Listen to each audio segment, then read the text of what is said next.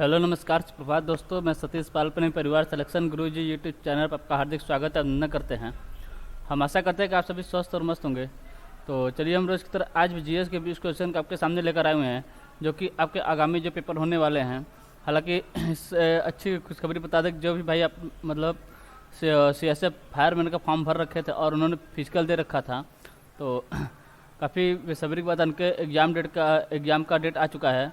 और बच्चे एग्ज़ाम कब है, तो एग्ज़ाम है आपका 26 सितंबर को। कब है? 26 सितंबर को आपका एग्ज़ाम डेट आ चुका है।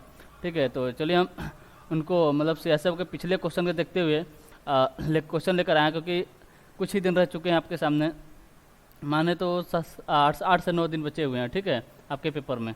तो चलिए हम अपने प्रैक्टिस सेट की तरफ बढ़ते हैं और आज के अपने पहले क्वेश्चन देखते हैं, जो कि आपके पुराने जो पहले पेपर हो चुके हैं CSF ट्रेडमैन के और जो CSF मतलब GD से भी रिलेटेड, तो उन्होंने दोनों को मिक्स करके हम एक क्वेश्चन सेट बनाकर लेकर आए हैं आपके सामने। ठीक है, तो चलिए देखते हैं आज के क्वेश्चन को। आज का हमारा क्वेश्चन दिया है कि पंडित रविशंकर एक महान संगीतकार संगीत के निम्नलिखित में से किस शैली के मतलब महान संगीतकार थे, जो संगीत की निम्नलिखित शैली के निम्नलिखित में से किस शैली के लिए प्रसिद्ध हैं। क्वेश्चन का है कि पंडित रविशंकर एक महान संगीतकार संगीत की निम्नलिखित में से किस शैली के लिए प्रसिद्ध हैं। मतलब ऑप्शन यदि आपका हिंदुस्तानी शास्त्रीय वाद्य यंत्र,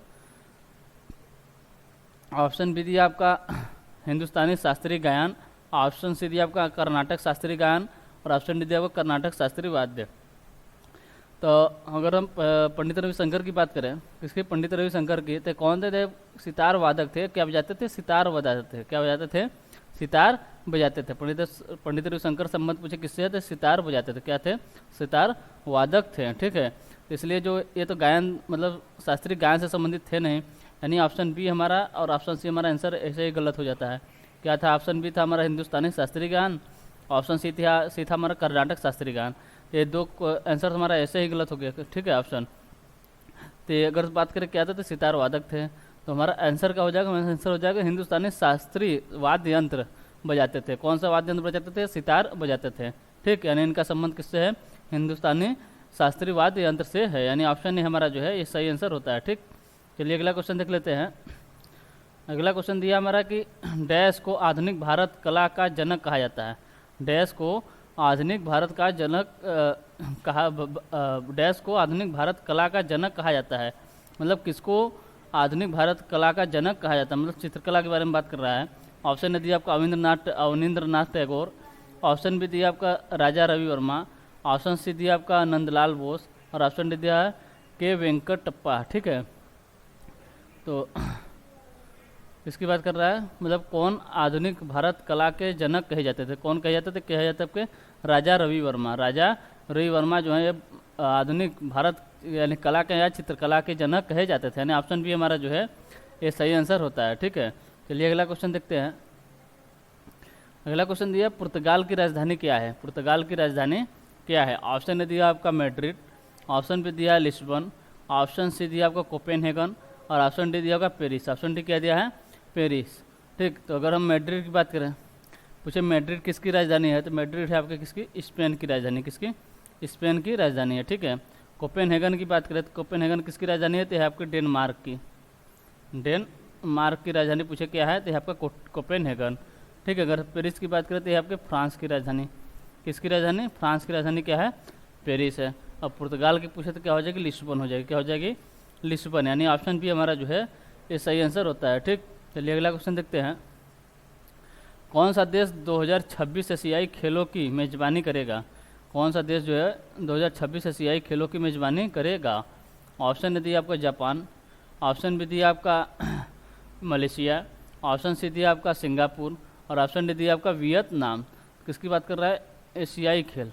एशियाई खेल ये मतलब पूछा है एशियाई खेल 2026 का मेजबानी कौन सा देश करेगा? तो कौन सा देश करेगा? ये करेगा आपका जापान। कौन सा? जापान करेगा, यानी ऑप्शन ही हमारा जो है ये सही आंसर होता है। अगर हम जापान की बात करें, जापान इसके पहले भी 2 बार एशियाई खेलों का मेजबान रह चुका है। कब पूछे कब कब रहा है, तो 1958 में एक बार रहा था और इसके बाद रहा था 1994 में। 1994 और तीसरी बार कब होने जा रहा है? 2026 में। कब? 2026 में। ठीक है, अगर पूछे 2026 के मतलब जो एशियाई खेल है जापान के किस शहर में मतलब होगा, तो होगा आइची प्रांत में होगा। कहाँ पर होगा?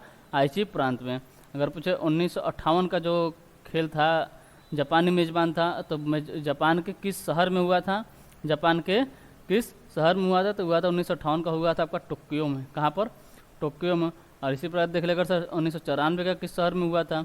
जापान का एक कौन सा शहर था? हिरोशिमा। कहाँ पर? हिरोशिमा में हुआ था। कहाँ पर? हिरोशिमा में हुआ था। ठीक ठीक है। तो यानी ऑप्शन है हमारा जो है ये भी मतलब तीसरी बार करने जा रहा है। कौन सा देश है? आपका जापान देश है एशियाई खेलों का मेजबान मतलब करने जा रहा है। ठीक, यानी ऑप्शन है हमारा जो है ये सही आंसर होता है। ठीक, अगर एशियाई खेलों की बात करें तो प्रत्येक 4 वर्षों में होता है। ठीक, चलिए अगला क्वेश्चन देखते हैं। अगला क्वेश्चन दिया है जीएसटी परिषद भारतीय संविधान के किस अनुच्छेद के तहत आती है?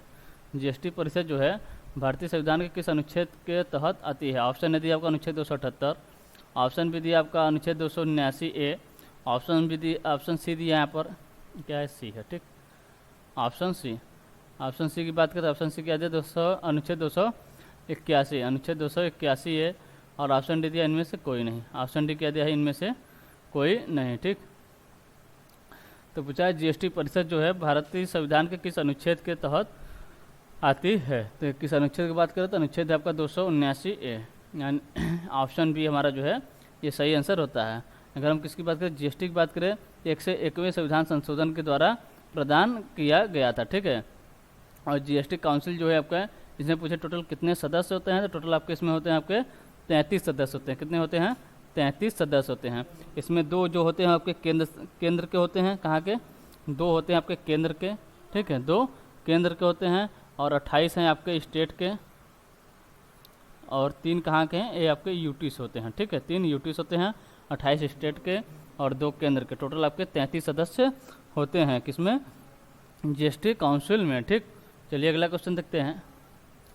अगला क्वेश्चन दिया गौतम बुद्ध की माता देवदह राज्य के शासक परिवार से थीं जो अब उत्तर प्रदेश जिले में है। मतलब गौतम बुद्ध की माता देवदह राज्य के शासक परिवार से थी जो अब उत्तर प्रदेश के जिले, मतलब कौन से जो उनकी माता थे, मतलब वो किस मतलब उस समय जो मतलब राज्य था क्या था उसमें कौन सा मतलब अगर पूछे इनकी माता कौन थे? इनकी माता थी आपकी महामाया। किस गणराज्य से थे? कोली गणराज्य से थी। कहाँ किस गणराज्य से थी? ये कोली गणराज्य थी। ये कोली गणराज्य जो था आपका प्राचीन समय में किस वंश के अंतर मतलब किस राज्य क्षेत्र के अंतर्गत आता है? तो कौशल राज्य क्षेत्र के अंतर्गत आता है। वही पूछा कि वर्तमान में उत्तर प्रदेश के किस जिले में है? वो जगह जो थी वर्तमान में उत्तर प्रदेश के किस जिले में है? तो किस में है? आपके देवरिया में। कहाँ पर है? देवरिया में। ऑप्शन ए हमारा जो है ये सही आंसर होता है। ठीक है, चलिए अगला क्वेश्चन देखते हैं।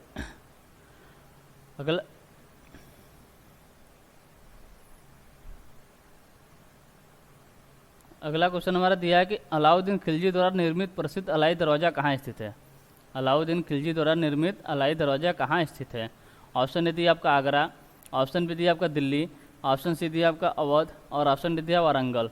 और ऑप्शन डी क्या दिया है? वारंगल। ठीक है, तो अलाउद्दीन खिलजी द्वारा निर्मित प्रसिद्ध अलाई दरवाज़ा किसने मतलब बनवाया था? तो बनवाया था अलाउद्दीन खिलजी ने। अगर पूछे कब बनवाया था? बनवाया था 1311 ईस्वी में। ठीक है, कब? 1311 ईस्वी में बनवाया था। अगर पूछे कहाँ स्थित है अलाउद्दीन खिलजी द्वारा निर्मित अलाई दरवाज़ा, पूछे कहाँ पर स्थित है? तो आपके दिल्ली में स्थित है। यानी ऑप्शन बी हमारा जो है ये सही आंसर होता है। अगर पूछे अलाउद्दीन खिलजी का वास्तविक नाम क्या था? इसका वास्तविक नाम था अली गुरसब्स। ठीक है, अली गुरसब्स किसका नाम था? अगर पूछे ये था आपका अलाउद्दीन खिलजी का वास्तविक नाम था। ठीक, चलिए अगला क्वेश्चन देखते हैं। अगला क्वेश्चन दिया 2011 की जनगणना के अनुसार भारत का सबसे कम जनसंख्या वाला जिला। 2011 की जनगणना के अनुसार भारत का सबसे कम जनसंख्या वाला जिला निम्नलिखित में से किस राज्य में स्थित है? किसकी बात कर रहा है? राज्य की बात नहीं कर रहा है, मतलब बात कर रहा है सबसे कम जनसंख्या वाला जिला जो है वो किस राज्य में है। ठीक है, 2011 की जनगणना के अनुसार भारत का सबसे कम जनसंख्या वाला जिला निम्नलिखित में से किस राज्य में स्थित है? ऑप्शन ए दिया आपका उत्तराखंड, ऑप्शन बी दिया आपका हिमाचल प्रदेश, ऑप्शन सी दिया आपका अरुणाचल प्रदेश, और ऑप्शन डी दिया आपका असम। ऑप्शन डी क्या दिया? असम। ठीक है, अगर पूछे सबसे अधिक जनसंख्या वाला राज्य पूछे तो जाएगा आपका उत्तर प्रदेश, सबसे कम जनसंख्या वाला राज्य पूछे तो हो जाएगा आपका सिक्किम। ठीक, यहाँ पूछा सबसे कम जनसंख्या वाला जिला जो है वो किस राज्य में है, किस राज्य में है। तो अगर पूछे जिला, पहले पूछे जिला कौन सा है, तो जिला आपका दिबांग घाटी जिला है। कौन सा है, दिबांग घाटी जिला, दिबांग घाटी जिला है।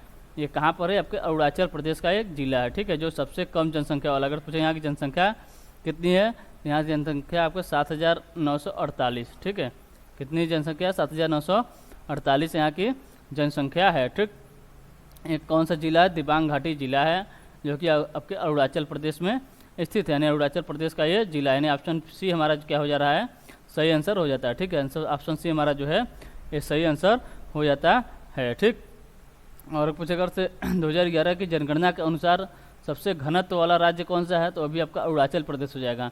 और पूछे सबसे कम जनसंख्या में सबसे कम जिला वाला, सबसे कम जनसंख्या वाला जिला किस राज्य में है, तो वहाँ पर भी आपका अरुणाचल प्रदेश हो जाएगा। और पूछे सबसे कम जनसंख्या घनत्व वाला राज्य कौन सा हो जाएगा, तो हो जाएगा आपका अरुणाचल प्रदेश। और अगर पूछे सबसे अधिक जनसंख्या घनत्व वाला राज्य कौन सा है, तो हो जाएगा आपका बिहार। और सबसे अधिक जनसंख्या पूछे तो उत्तर प्रदेश, सबसे कम जनसंख्या पूछे तो आपका सिक्किम हो जाएगा। ठीक, चलिए अगला क्वेश्चन देखते हैं। अगला क्वेश्चन दिया, भारत में किस पंचवर्षीय योजना के अंतर्गत नीली क्रांति का आरंभ किया गया था। भारत में किस पंचवर्षीय योजना के अंतर्गत नीली क्रांति का आरंभ किया गया था। ऑप्शन ने दिया आपका छठी पंचवर्षीय योजना, ऑप्शन बी दिया आपका 7वीं पंचवर्षीय योजना, ऑप्शन सी दिया आपका 8वीं पंचवर्षीय योजना, और ऑप्शन डी दिया आपका 9वीं, ऑप्शन डी कह दिया 5वीं पंचवर्षीय योजना। भारत में किस पंचवर्षीय योजना के अंतर्गत नीली क्रांति, किसकी नीली क्रांति का आरंभ किया गया था किसके अंतर्गत, 7वीं पंचवर्षीय योजना के अंतर्गत किया गया था। यानी ऑप्शन बी हमारा जो है ये सही आंसर होता है। ठीक, चलिए अगला क्वेश्चन देख लेते हैं। अगला क्वेश्चन दिया हमारा, उत्तर प्रदेश के किस जिले में राष्ट्रीय कानून विश्वविद्यालय की स्थापना की जाएगी। उत्तर प्रदेश के किस जिले में राष्ट्रीय कानून विश्वविद्यालय की स्थापना की जाएगी। ऑप्शन ने दिया आपका वाराणसी, ऑप्शन बी दिया आपका प्रयागराज, ऑप्शन सी दिया आपका लखनऊ, और ऑप्शन डी दिया आपका कानपुर। ऑप्शन डी क्या दिया है, कानपुर। तो कौन सा विश्वविद्यालय है, कानून विश्वविद्यालय, राष्ट्रीय कानून विश्वविद्यालय कहाँ पर बनाई जाएगी, तो बनाई जाएगी आपके प्रयागराज में। यानी ऑप्शन बी हमारा जो है ये सही आंसर होता है। अगला क्वेश्चन देखते हैं। अगला क्वेश्चन दिया, सुभाष चंद्र बोस के राजनीतिक गुरु कौन थे। सुभाष चंद्र बोस के राजनीतिक गुरु कौन थे। ऑप्शन ए दिया आपका एम.जी. रनाडे, ऑप्शन बी दिया महात्मा गांधी, ऑप्शन सी दिया आपका गोपाल कृष्ण गोखले, और ऑप्शन डी दिया चित्तरंजन दास। ऑप्शन डी क्या दिया है, चित्तरंजन दास। तो किसकी बात कर रहा है, सुभाष चंद्र बोस के राजनीतिक गुरु, किसके, सुभाष चंद्र बोस के राजनीतिक गुरु कौन थे, ये थे आपके चित्तरंजन दास थे। कौन थे, चित्तरंजन दास। अगर पूछे महात्मा गांधी के राजनीतिक गुरु कौन थे, तो थे आपके गोपाल कृष्ण गोखले। कौन थे, गोपाल कृष्ण गोखले। अगर पूछे गोपाल कृष्ण गोखले और बाल गंगाधर तिलक के गुरु कौन थे, यानी राजनीतिक गुरु कौन थे, तो वो थे आपके एम.जी. रनाडे। कौन थे, एम.जी. रनाडे। ठीक है, सुभाष चंद्र बोस के गुरु चित्तरंजन दास, और महात्मा गांधी गुरु गोपाल कृष्ण गोखले। और पूछे गोपाल कृष्ण गोखले और बाल गंगाधर तिलक के गुरु कौन थे, ते थे आपके एम.जी. रनाडे थे। ठीक है, अगर हम किसकी बात करें, सुभाष चंद्र बोस की बात कर लेते हैं। किसकी, सुभाष चंद्र बोस की बात कर लेते हैं। अगर पूछे इनका जन्म कब हुआ था, इनका जन्म कब हुआ था, इनका जन्म हुआ था आपका 23 जनवरी 1897 में। किसका, सुभाष चंद्र बोस का जन्म हुआ था। ठीक है, और 23 जनवरी को ही इनके जन्म दिवस के दिन कौन सा दिवस मनाया जाता है, पराक्रम दिवस मनाया जाता है। इनके जन्म दिवस के रूप में पराक्रम दिवस जो है आपके किसके जन्म दिवस के रूप में मनाया जाता है, सुभाष चंद्र बोस के जन्म दिवस के रूप में मनाया जाता है। कौन सा दिवस है, पराक्रम दिवस है। कौन सा, पराक्रम दिवस है। ठीक है, दो क्वेश्चन इनसे सुभाष चंद्र बोस से बहुत अच्छे पूछे जाते हैं कि 1938 का हरिपुरा अधिवेशन की अध्यक्षता किसने की थी, कांग्रेस के हरिपुरा अधिवेशन की अध्यक्षता किसने किए थे, ये किए थे आपके सुभाष चंद्र बोस ने। और इसके बाद ये हुआ था आपका 1939 का 38 को गया हरिपुरा, 39 को गया त्रिपुरी का अधिवेशन, त्रिपुरी अधिवेशन। इसकी भी अध्यक्षता पूछे, इसके भी अध्यक्ष कौन थे, इसके भी अध्यक्ष कौन थे, ये थे आपके सुभाष चंद्र बोस। और इन्होंने त्रिपुरी अधिवेशन में ही मतलब कांग्रेस से इस्तीफा दे दिया था और एक ब्लॉक मतलब फॉरवर्ड ब्लॉक की स्थापना की थी। ये पूछता है कि त्रिपुरी अधिवेशन के मतलब अध्यक्ष थे, तो इनके अध्यक्ष पद से मतलब कांग्रेस से इस्तीफा देने के बाद त्रिपुरी अधिवेशन के अध्यक्ष कौन बने थे, तो बने थे आपके डॉक्टर राजेंद्र प्रसाद। कौन बने थे, डॉक्टर राजेंद्र प्रसाद इसके अध्यक्ष बने थे। किसके बाद? सुभाष चंद्र बोस जब मतलब इस्तीफा दे दिए थे उसके बाद, ठीक है। कौन बने थे? डॉक्टर राजेंद्र प्रसाद बने थे। और पूछे 1939 में इन्होंने किसका गठन किया था? इन्होंने गठन एक फॉरवर्ड ब्लॉक बनाया था। क्या था? फॉरवर्ड ब्लॉक बनाया था। फॉरवर्ड ब्लॉक पूछे कब बनाया? तो उन्होंने बनाया था आपका 1939 में, ठीक है। और एक और सभा का गठन किया था, किसान सभा का। किसका? किसान सभा का भी साथ ही इन्होंने गठन किया था, किसान सभा का, ठीक है। और इसी के एक साल बाद इन्होंने एक नारा दिया था। कौन सा नारा था? नारा था आपका दिल्ली चलो का नारा दिया था। इन्होंने एक और नारा दिया जय हिंद का। और एक इनका नारा फेमस है आपका, एक हो गया आपका दिल्ली चलो और एक हो गया जय हिंद, ठीक है। दो नारा इन्होंने दिया था। और एक था इनका तुम मुझे खून दो मैं तुम्हें आज़ादी दूंगा। ये सब नारा किसके थे? ये थे आपके सुभाष चंद्र बोस के नारा थे, ठीक। चलिए अगला क्वेश्चन देखते हैं। अगला क्वेश्चन दिया कलाबाजी, कालाबाजी है, ठीक है। कालाबाजी नृत्य उत्तर प्रदेश के निम्नलिखित में से किस क्षेत्र में किया जाता है? ये जो नृत्य है कालाबाजी नृत्य जो है उत्तर प्रदेश के निम्नलिखित में से किस क्षेत्र में किया जाता है? ऑप्शन है दिया आपका बुंदेलखंड, ऑप्शन बी दिया आपका रोहिलखंड, ऑप्शन सी दिया आपका बघेलखंड और ऑप्शन डी दिया आपका अवध, ठीक है। तो कालाबाजी नृत्य की अगर हम बात करें उत्तर प्रदेश किस क्षेत्र में किया जाता है? ये किया जाता है आपके अवध क्षेत्र में। किसमें? अवध क्षेत्र में किया जाता है, ठीक। चलिए देख लेते हैं आगे क्वेश्चन का। अगला क्वेश्चन हमारा है कि पहली बार राज्यसभा का गठन कब किया गया? मतलब राज्यसभा का गठन कब किया गया था? ऑप्शन ने दिया आपका था, दिया आपका 1952, ऑप्शन भी दिया 1947, ऑप्शन सी दिया आपका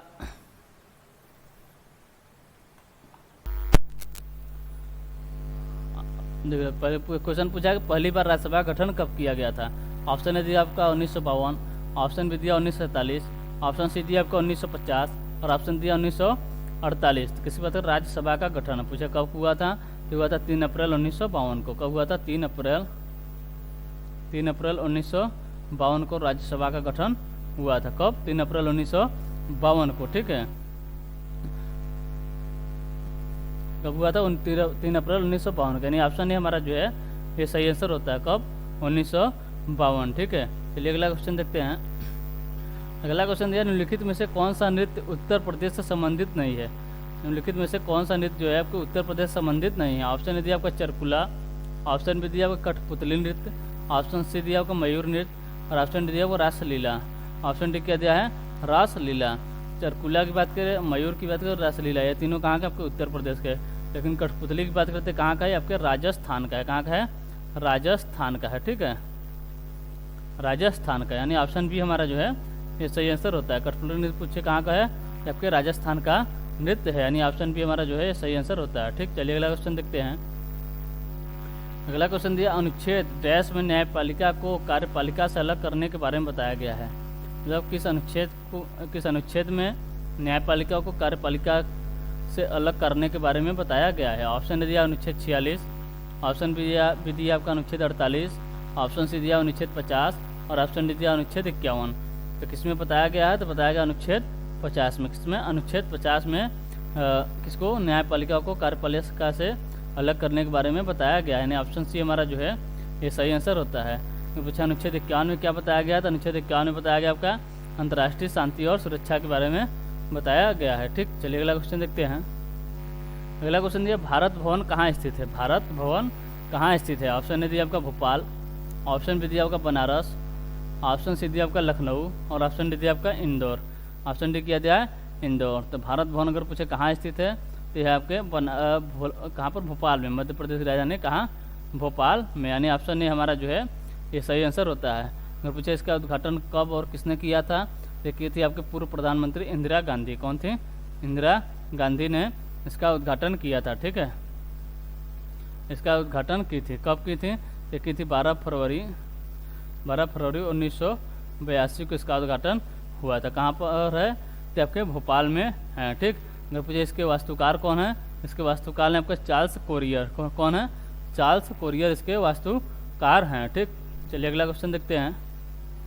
अगला क्वेश्चन दिया विश्व का सबसे बड़ा स्थल रुद्ध देश कौन सा है?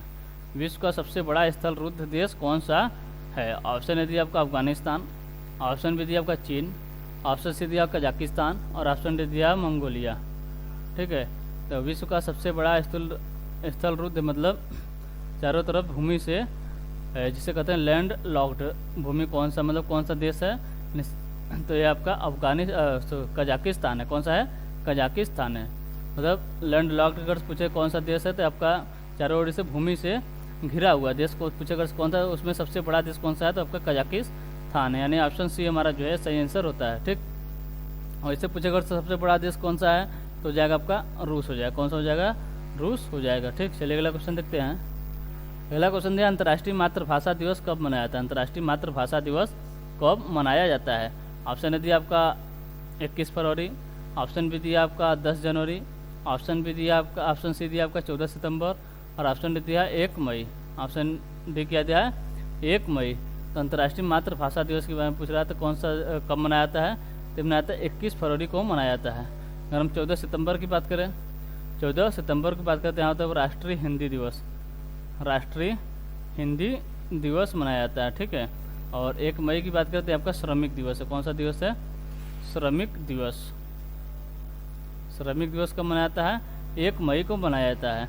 और 14 सितंबर को राष्ट्रीय हिंदी दिवस, 10 जनवरी को हिंदी दिवस, विश्व हिंदी दिवस। ठीक है, और 21 फरवरी को क्या है? अंतर्राष्ट्रीय मातृभाषा दिवस। ठीक, चलिए अगला क्वेश्चन देख लेते हैं। अगला क्वेश्चन दिया है, वह दर जिस पर भारतीय रिजर्व बैंक अन्य बैंकों से, ये आरबीआई जो है, कौन? आरबीआई। ठीक है, यह है आपके अन्य बैंक, अन्य बैंक। ठीक,